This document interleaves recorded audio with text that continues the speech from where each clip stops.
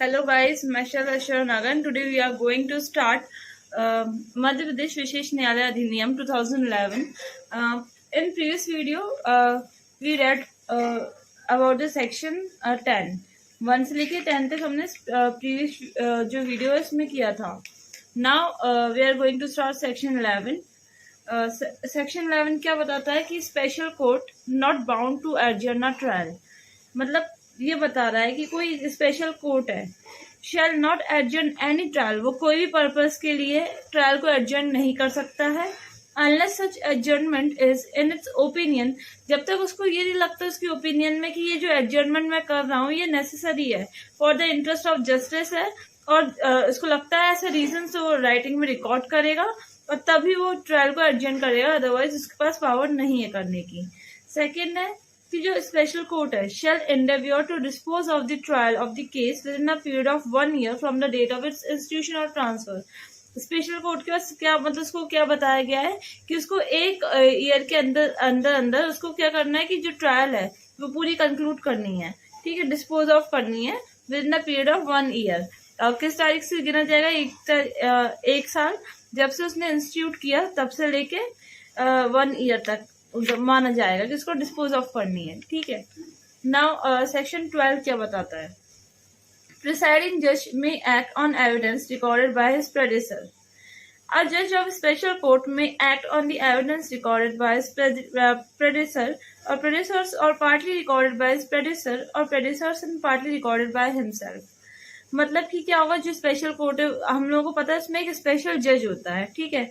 अब मान लो उस जज का अगर कोई किसी जज की डेथ हो गई या ट्रांसफर हो गया और उसकी सीट वैकेंट है, तो वैकेंट पे उसका प्रेडेसर आया, उसके बाद जो पश्चातवर्ती मतलब उसकी जो सीट पे जो बैठा हुआ है, ठीक है, वो क्या करेगा कि उसके पास जो पहले की जो रिकॉर्ड है, पहले वाला जो सीट पे बैठा था जज उसके स्पेशल कोर्ट का, उसके पास जो भी चीजें रिकॉर्डेड वगैरह है, उसने जो भी एविडेंस रिकॉर्डेड की है, वो जो नेक्स्ट वाला प्रेडेसर्स आता है वो उस रिकॉर्डेड उसको सुन सकता है, ठीक है, मतलब उसको कंसिडर कर सकता है, ठीक है. Predecessor party recorded by predecessor, या तो वो आधा पहले वाले ने आधा रिकॉर्ड किया हो तो बाद वाला जो जज आया वो आधा और उसके आगे स्टार्ट करेगा, ठीक है, ये आधा वो रिकॉर्ड करेगा या खुद करेगा, मतलब ऐसे वो कार्रवाई को आगे चलाएगा, ठीक है.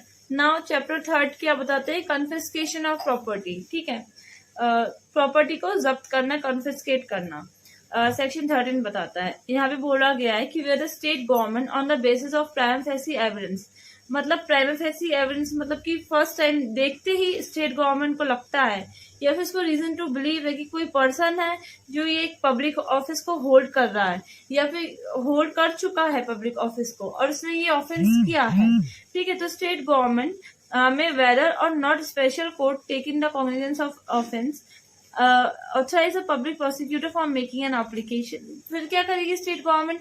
एक पब्लिक प्रोसिक्यूटर को ऑथराइज करेगी, ठीक है. अब वो क्या करेगा कि कॉग्निजेंस लेगा, ठीक है, authorise public prosecutor for making an application to the authorise officer, और ये ऑथराइज ऑफिसर को एक एप्लीकेशन देगा पब्लिक प्रोसिक्यूटर की आप कन्फिस्केट करो ये प्रॉपर्टी वगैरह, मनी वगैरह, और जो state government believe set the person have prepared by, जो स्टेट गवर्नमेंट को लगता है कि इस पर्सन ने ये जो प्रॉपर्टी है वो प्रॉपर्ड की है बाय मीन्स ऑफ ऑफेंस के थ्रू उसने गेन की है प्रॉपर्टी, तो इनको वो कन्फिस्केट करने के आदेश दे सकेगा.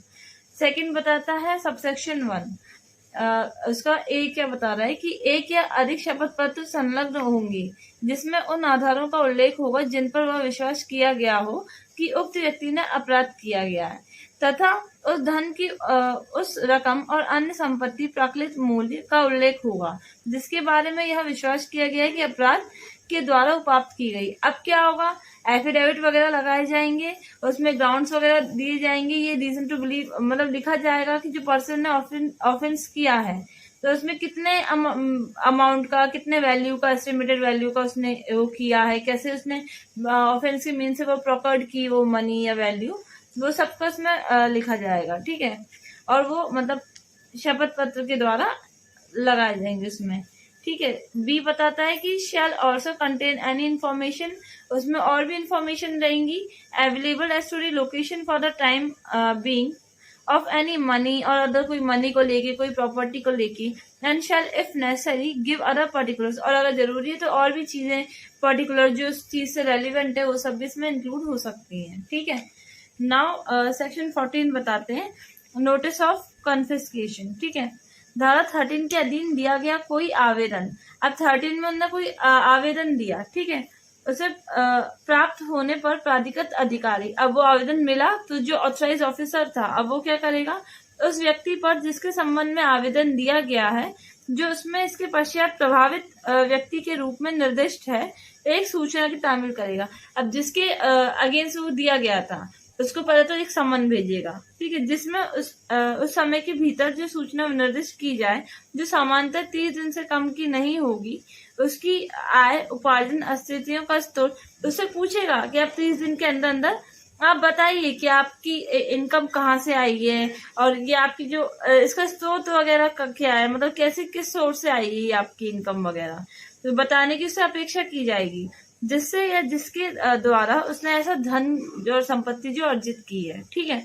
वह साक्ष्य जिस पर निर्भर करता हो या फिर वो एविडेंस जिस पर निर्भर करता है, वो सारे ग्राउंड्स उसको बताने के लिए उससे पूछा जाएगा कि आप बताइए, तथा उससे और अन्य जो रेलिवेंट जानकारियां वगैरह है और अन्य जो विवरण वगैरह है कि तथा यह कारण बताने की अपेक्षा की जाएगी, और ये कारण भी उससे पूछा जाएगा कि क्यों ना ऐसा समस्त या कुछ धन या संपत्ति दोनों अपराध द्वारा अर्जित किए गए घोषित कर दिए जाए, मतलब हम लोग इसको घोषित कर दें कि आपने अपराध द्वारा अर्जित किए हैं और राज्य सरकार द्वारा ये कन्फिस्केट कर लिया जाए या नहीं, ये इसको बताएंगे, ये जानकारी वगैरह इसको देंगे। ठीक है। ये सवाल से पूछेंगे। और अब सेकंड इसमें क्या बता रहा है कि उपधारा 1 के अधीन किसी व्यक्ति को दी गई सूचना में किसी धन या संपत्ति या दोनों को ऐसे व्यक्ति के निमित्त किसी अन्य व्यक्ति द्वारा धारण किए जाने का निर्देश हो, वह सूचना की प्रति अन्य व्यक्ति पर भी तामील की जाएगी। अब इसमें लग रहा है कोई अदर पर्सन भी इंक्लूड है तो उस अदर पर्सन को भी समन भेजा जाएगा।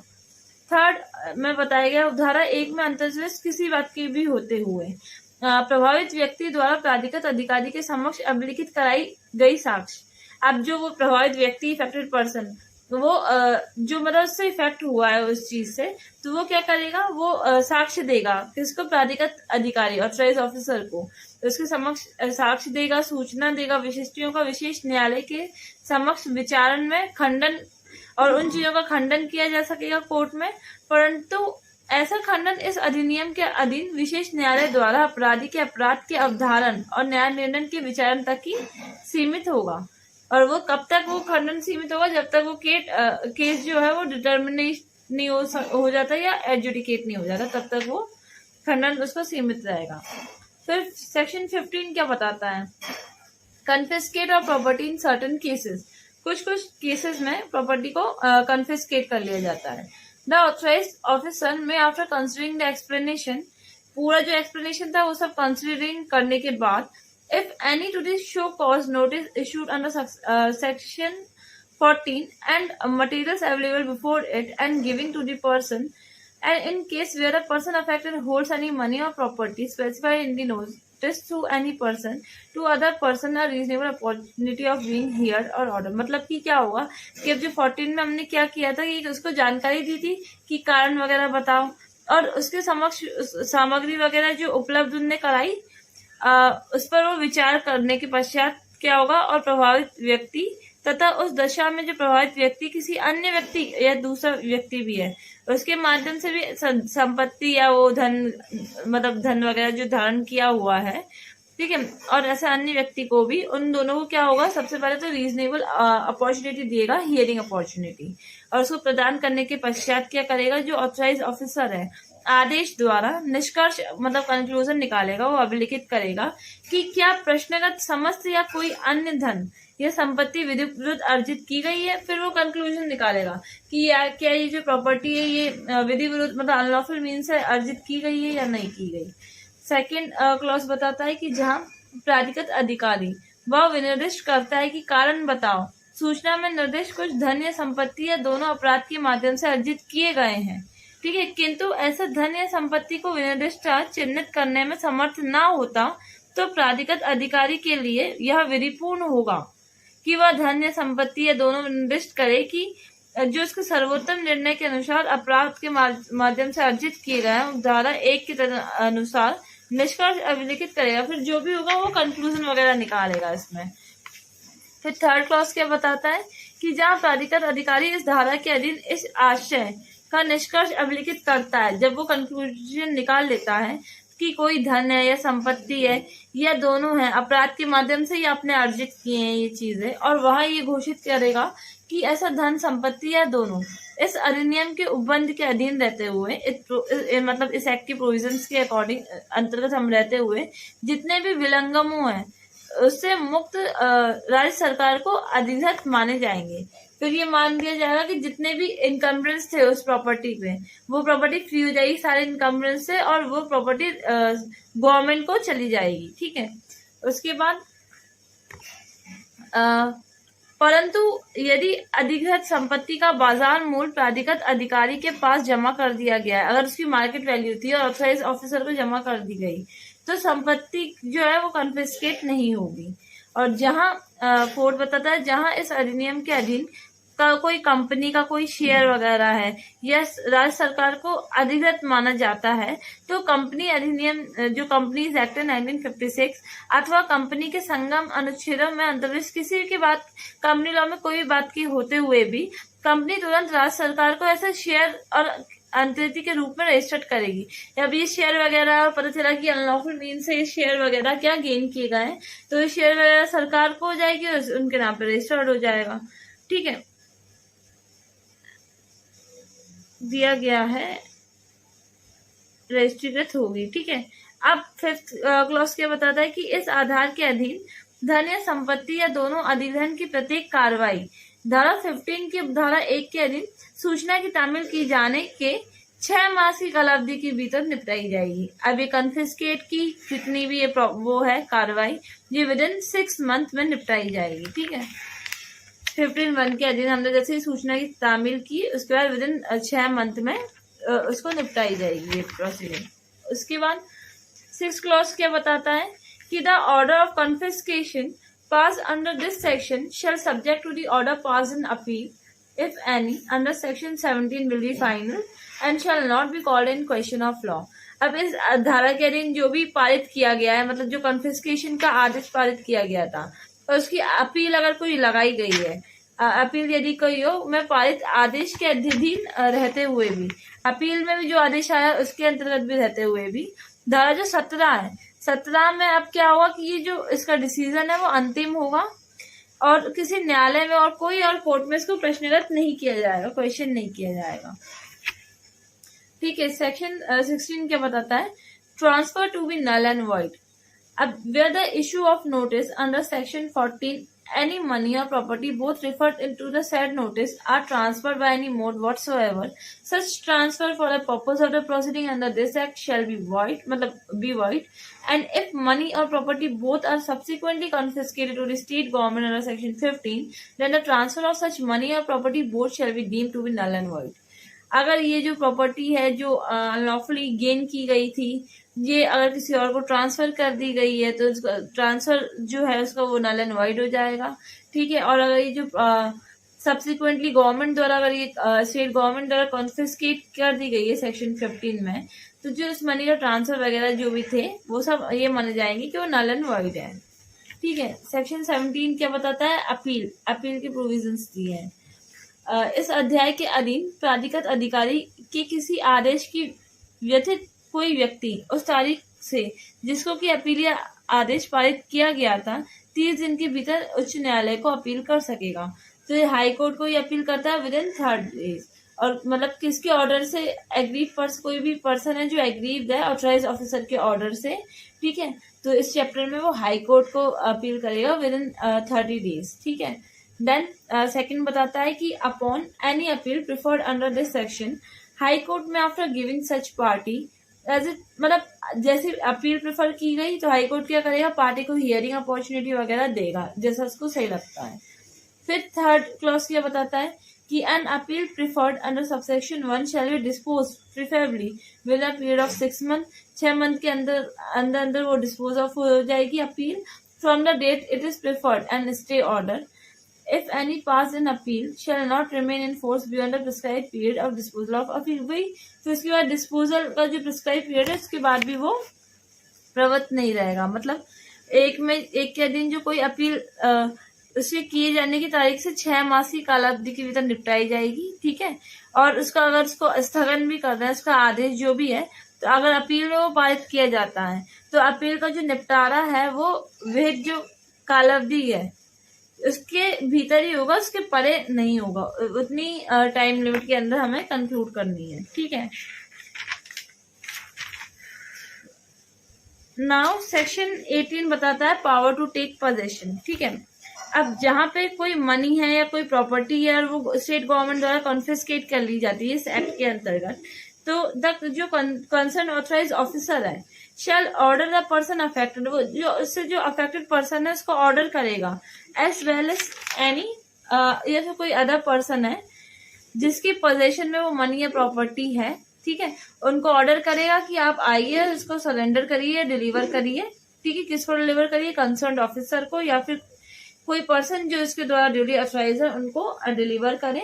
और कितने दिन के अंदर? With in the period of 30 days from the service of the order. जिस दिन ऑर्डर दी उसके विद इन 30 days में उनको क्या करना है? मतलब सरेंडर करनी है। ठीक है, now provided that the authorized officer on the application made in the behalf and being satisfied that the person affected is residing in the property। अब authorized officer को मतलब उसको एप्लीकेशन लगाई गई थी और वो सेटिस्फाई हो जाता है, उसको ये लगता है कि हाँ इसमें क्या है, वो पर्सन रह रहा है ऑलरेडी उस प्रॉपर्टी में, है ना, मतलब रिसाइडिंग द प्रॉपर्टी। और ये क्वेश्चन में है ये चीज कि वो रह रहा है या नहीं रह रहा है। May instead of disposing him immediately from the same, permit such person to occupy it for a limited period to be specified on the payment of market rent। ठीक है, देखो क्या होगा कि जब प्राधिकृत अधिकारी है इस निमित्त उससे आवेदन दिया है ना, तथा उसका समाधान कर लेने पर जो प्रभावित व्यक्ति है वो प्रश्नित संपत्ति में निवास कर रहा है और उसे तत्काल बेदखल करने के बदले वो क्या करेगा कि ऐसे व्यक्ति को निर्दिष्ट की जाने वाली सीमित कालावधि उसको दे दी।